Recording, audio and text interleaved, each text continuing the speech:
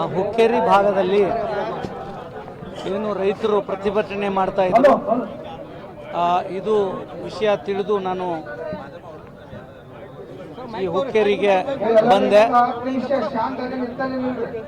ಇಲ್ಲಿ ಅವರ ಮುಖ್ಯವಾದ ಬೇಡಿಕೆಗಳು, ಇಲ್ಲಿ ಒಂದು ಸುಮಾರು 7 ರಿಂದ 9 ಹಳೆ ಏತ ನೀರಾವರಿ ಯೋಜನೆಗಳಿದ್ದಾವೆ.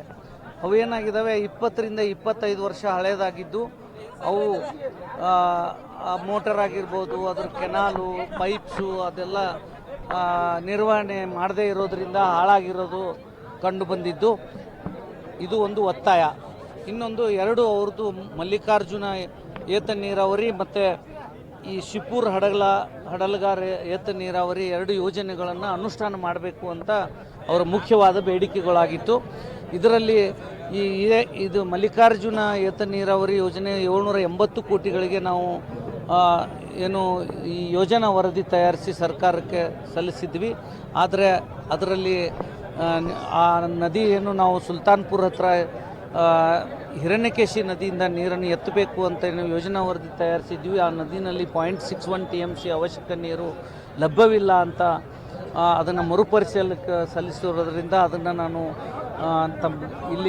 ನಾನು ಪರಿಶೀಲಿಸಿ ಅದು ಅಲ್ಲಿ ಸಾಧ್ಯವಾಗದೇ ಇದರ ನೀರನ್ನು ಘಟಪ್ರಭಾ ನದಿಯಿಂದ ಏನಾದ್ರು ಅದನ್ನು ಲಿಫ್ಟ್ ಮಾಡಿ ಯೋಜನೆ ಮಾಡಬಹುದಾ ಅನ್ನೋ ಒಂದು ಸಮಾಲೋಚನೆಯನ್ನು ಪರಿಶೀಲಿಸಿ ಇನ್ನೊಂದು ಸಾರಿ ಸರ್ಕಾರಕ್ಕೆ ಹೊಸ ಯೋಜನಾ ವರದಿಯನ್ನು ಸಲ್ಲಿಸಿ ಅನುಮೋದನೆ ಪಡೆದು ಅನುಷ್ಠಾನ ಮಾಡೋ ಒಂದು ಕಾರ್ಯಕ್ರಮ ಹಮ್ಮಿಕೊಳ್ತೀವಿ ಕರ್ನಾಟಕ ನೀರಾವರಿ ನಿಗಮದಿಂದ ಅಂತ ಹೇಳಿದೆ.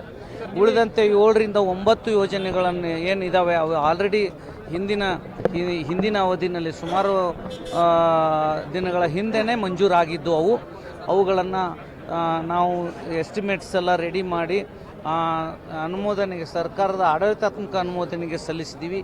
ಅವೆಲ್ಲ 1 ತಿಂಗಳ ಒಳಗಾಗಿ ಆಡಳಿತಾತ್ಮಕ ಅನುಮೋದನೆ ಪಡೆದು ಅವುಗಳನ್ನು ಟೆಂಡರ್ ಕರೆದು ಆ ಎಲ್ಲ ಏನು 7 ಹಳೆಯ ಏತ ನೀರಾವರಿ ಯೋಜನೆಗಳು ಇದ್ದಾವೆ ಅವುಗಳನ್ನು ಅನುಷ್ಠಾನಗೊಳಿಸ್ತೀವಿ ಅಂತ ಹೇಳಿದ್ದೀವಿ. ಸರ್, ಸುಮಾರು 90 ದಶಕದಿಂದ ಇವೆಲ್ಲ ಯೋಜನೆಗಳು ಇದ್ದರೂ ಕೂಡ ಅವು ಸರಿಯಾಗಿ ಅನುಷ್ಠಾನ ಆಗಿಲ್ಲ, ಸರಿಯಾಗಿ ನೀರು ಬಂದಿಲ್ಲ.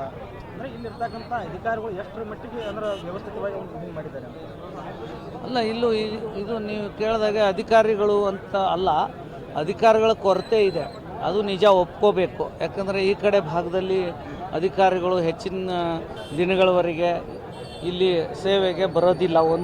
ಯಾಕಂದರೆ ಹೆಚ್ಚಿನ ಒತ್ತಡ ಇದೆ. ನೀರು ಈ ಭಾಗ ಏನಿದೆ ಇದು ಎತ್ತರದ ಪ್ರದೇಶ ಆಗಿರೋದ್ರಿಂದ ಇದಕ್ಕೆ ಗ್ರಾವಿಟಿನಲ್ಲಿ ನೀರು ತರ್ಸೋಕ್ಕೆ ಸಾಧ್ಯ ಇಲ್ಲ. ಇದಕ್ಕೆ ಏನು ಮಾಡಿದರೂ ಸಹಿತ ನಾವು ಲಿಫ್ಟ್ ಮಾಡಿ ಅದಕ್ಕೆ ವಿದ್ಯುತ್ ವೆಚ್ಚ ಇದೆ. ಸೊ ಆ ಥರ ನೀರಾವರಿ ವ್ಯವಸ್ಥೆಗಳನ್ನೇ ಕಲ್ಪಿಸಬೇಕು, ವಿನಃ ಈ ಗ್ರಾವಿಟಿ ಮೇಲೆ ನೀರಾವರಿ ಮಾಡೋಕ್ಕೆ ಸಾಧ್ಯ ಇಲ್ಲ.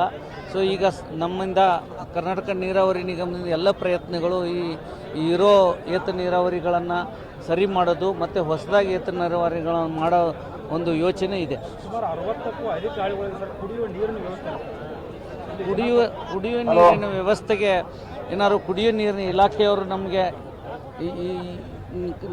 ನೀರು ಒದಗಿಸಿ ಅಂತ ಕೇಳಿದ್ರೆ ನಾವು ನೀರನ್ನು ಒದಗಿಸೋ ಪ್ರಯತ್ನ ಮಾಡ್ತೀವಿ. ಹೌದು, ನಾನು ಈಗ ಅವರೇನು ಮಹಾಗುರುಗಳು ಹಾಗೂ ಏನು ರೈತ ಮುಖಂಡರು ತಿಳಿಸಿದ್ದಾರೆ, ಆ ಥರ ನಾನು ಇದೇ ಭಾಗದವನಾಗಿರೋದ್ರಿಂದ ನನಗೆ ಇಲ್ಲೆಲ್ಲ ಜಿಯಾಲಜಿಕಲ್ ಏರಿಯಾ ಗೊತ್ತಿದೆ. ಸೊ ನಾಳೆ ನಾನು ಇದ್ದು ಅದೇನು ಮಲ್ಲಿಕಾರ್ಜುನ ಏತ ನೀರಾವರಿ ಆಲ್ಟರ್ನೇಟಿವ್ ವ್ಯವಸ್ಥೆ ಬಗ್ಗೆ ಪರಿಶೀಲಿಸ್ತೀನಿ. ಸರ್, ಏನಂತಂದರೆ ಈಗ MI ಡಿಪಾರ್ಟ್ಮೆಂಟ್ ಅಂದರೆ ಸಾಕಷ್ಟು ಕೆರೆಗಳಿಗೆ ನೀರು ಬಿಡುಗಡೆ.